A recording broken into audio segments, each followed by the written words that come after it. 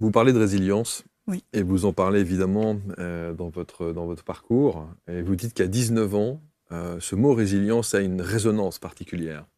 Oui, c'est vrai.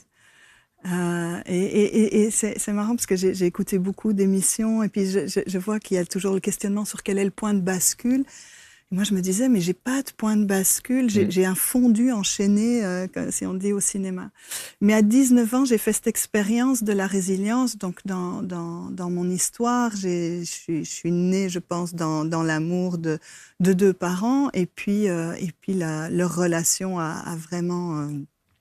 elle s'est perdue par la maladie de mon père, entre autres, qui était une maladie plus psychologique. Et ça a été très violent. Et à l'âge de 5 ans, ils se sont séparés. Et par la force des choses, j'ai été séparée de mon père aussi.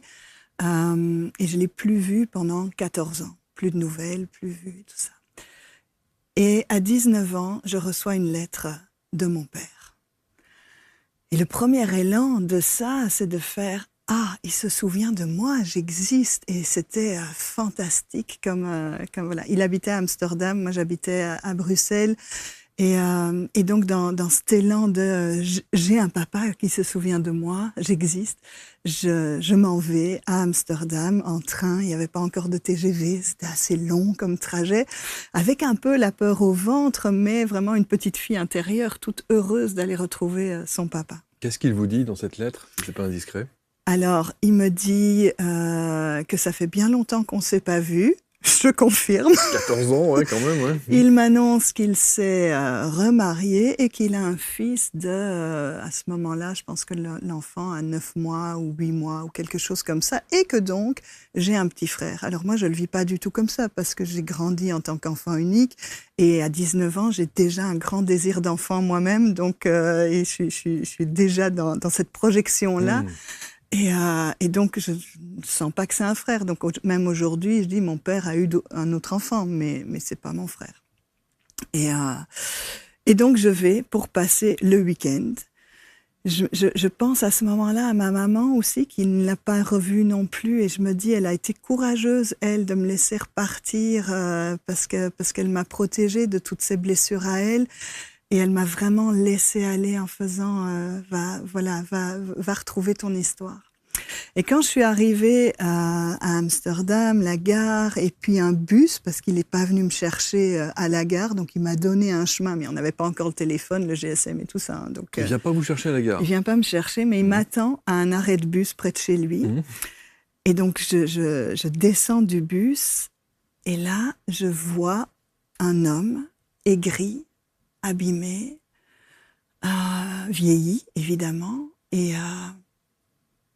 et ça fait, c'est un homme, mais c'est pas mon père.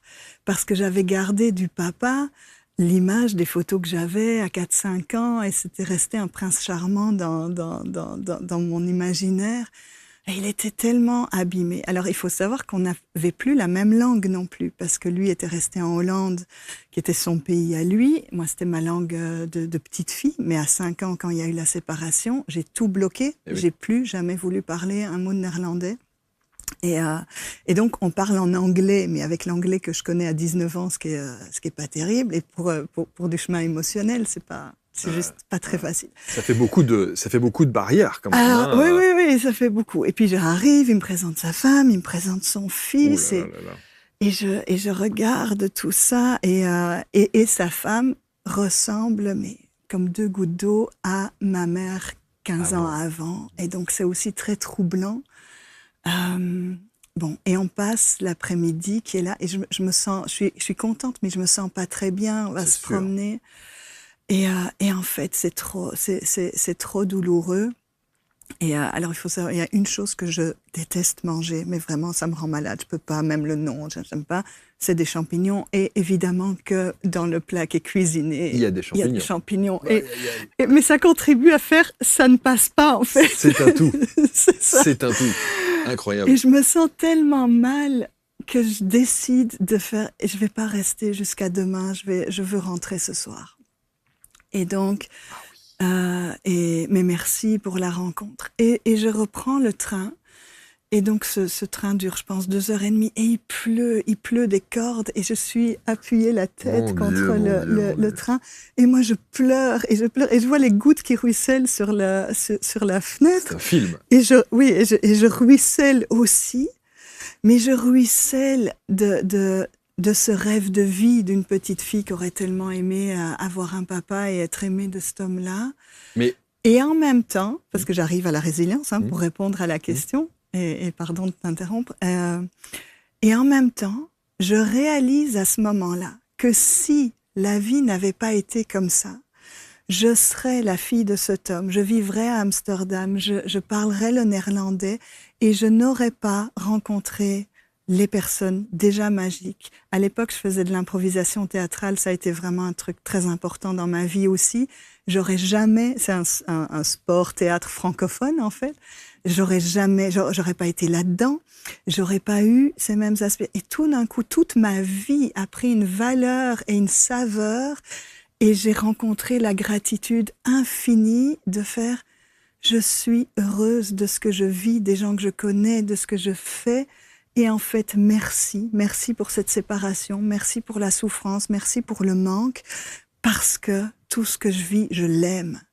Et ça a été pour moi vraiment le démarrage de la rencontre avec la résilience, et de pouvoir dire, et je pense que c'est sans doute le premier vrai adieu et merci que j'ai pu dire dans ma vie.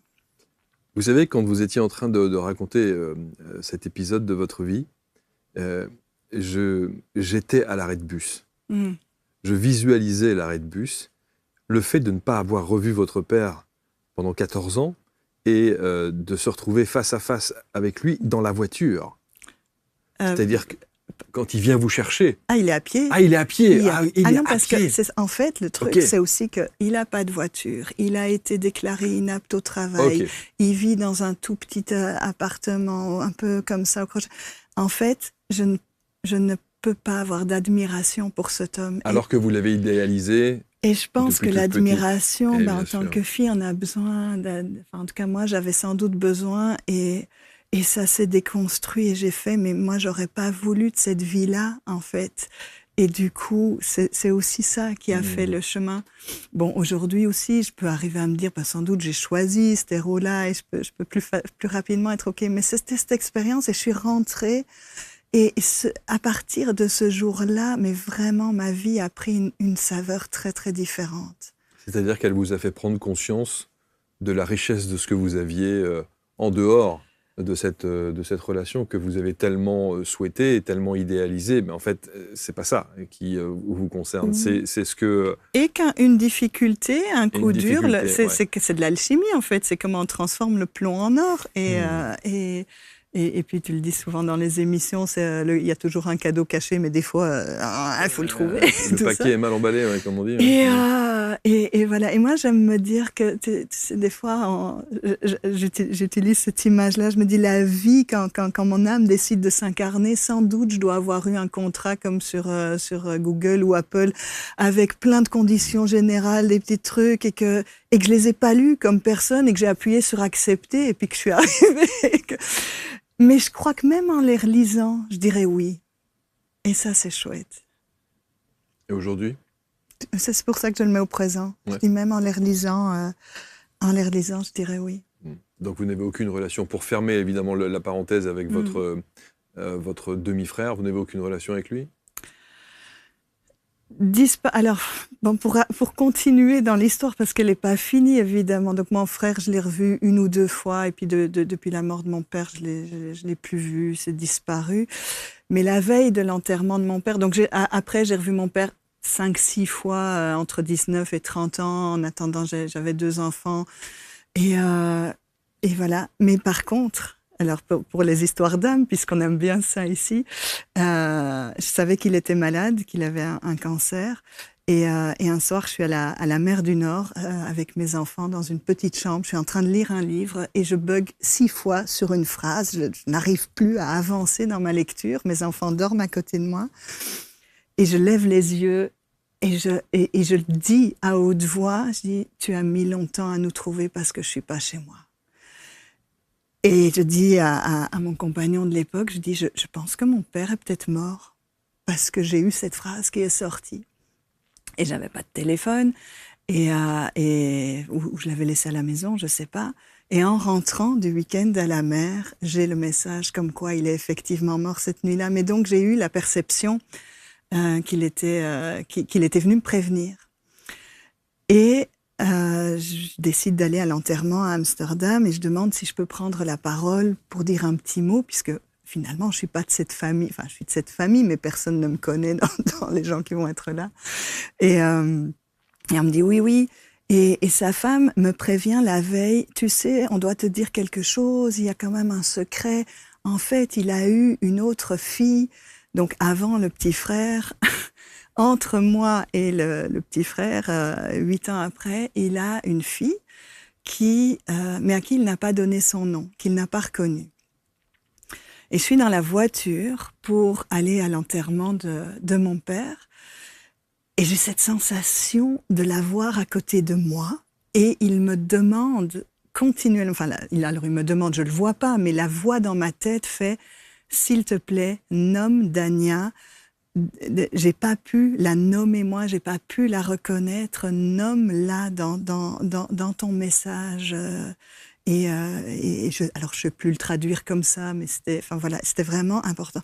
Et je faisais, mais non, je la connais pas, avec quoi tu viens? Enfin, c'était déjà un choc d'apprendre ça, c'est bon, j'étais un peu en colère comme ça. Et puis à un moment, j'ai fait, ok, d'accord. Et la voix s'est arrêtée, la sensation, la perception. Et ça va plus loin parce que j'arrive à Amsterdam, pas encore le GPS, et je fais, mais en fait, elle est où cette église? J'en sais rien. Je prends une sortie au hasard, je m'arrête à un feu, j'ouvre ma fenêtre, je demande en anglais toujours, je parle toujours pas le néerlandais, mais en anglais, tiens, est-ce que vous connaissez cette église-là? Ils me font, mais suivez-moi, j'étais à 500 mètres, ils m'ont déposé devant, et là, je fais, bon, je devais pas être toute seule, quoi, à ce moment-là. Et je suis dans cette église, je prends la parole, je fais un petit mot qui est personnel, et puis je souhaite un bon chemin à tous les gens de sa famille qui vont devoir vivre le deuil, en fait, qui vont devoir vivre le manque, parce que à cet endroit-là, le manque ne me touche pas. Pour moi, c'est juste une confirmation de sa mort. Il était déjà mort dans ma psychologie, en fait. Et là, c'était comme presque un soulagement. Cette fois, il est vraiment mort. Donc, je dois plus le chercher, je dois plus attendre, je dois plus espérer. Et je nomme Dania. Et à la sortie de l'église, il y a une jeune femme qui m'attend. Et là, je découvre ce que c'est de voir dans les yeux de quelqu'un qu'on vient du même endroit et qu'on a les mêmes yeux. Et ça m'a beaucoup, beaucoup, beaucoup touchée. Parce que je n'ai pas cette expérience de la fratrie, d'avoir des frères et sœurs. Elle était là. Et elle était là. Et elle était tellement... Elle me dit merci, merci, merci de m'avoir nommée, puisque cette famille ne l'a pas fait et que la nouvelle femme de mon père l'avait beaucoup rejetée. Donc, elle était aussi allée voir mon père à l'hôpital. Elle avait apporté des fleurs. Elle a retrouvé les fleurs le lendemain renversées dans la poubelle parce qu'on voulait pas d'elle. Donc, cette jeune fille a beaucoup souffert de rejet. Moi, j'ai souffert d'abandon. Elle a souffert de rejet. Et c'est comme s'il avait fallu qu'il ait un fils pour pouvoir vivre avec lui sa vie. Bon, voilà. Quelle histoire. Je m'attendais pas du tout à parler de ça. Non, mais c'est ça mais parce que cette histoire-là, elle est transcendante. C'est-à-dire que quand vous la racontez, on comprend ce que vous faites aujourd'hui. Et je trouve que c'est dans la continuité. Vous parlez effectivement de vivre une grande résilience avec une réconciliation avec son passé à 19 ans. C'est ce que vous dites dans la fiche de production. Et raconter cette histoire est essentiel. Parce que cette histoire détermine ce que vous êtes aujourd'hui, la femme que vous êtes, et donc la communicologue que vous êtes aujourd'hui. Et si tu veux, pour rebondir sur le mot communicologue et la communication, qui est ce truc qui m'anime aussi depuis toute petite, en fait, j'ai souffert on m'a pas dit, on m'a pas expliqué de quoi souffrait mon papa, et puis il avait sombré dans la drogue, dans les addictions. Et c'était les années 70, 70. Et du coup, il avait des grands hauts, des grands bas. Et puis, il devenait très dangereux dans ses grands downs. Et donc, ça a été une œuvre de protection, en fait, de m'éloigner. Mais on ne peut pas expliquer ça à un enfant de 5 ans. Et donc, j'avais beaucoup de perceptions, mais j'avais pas les mots et l'explication pour comprendre la distance, la séparation, le danger, etc.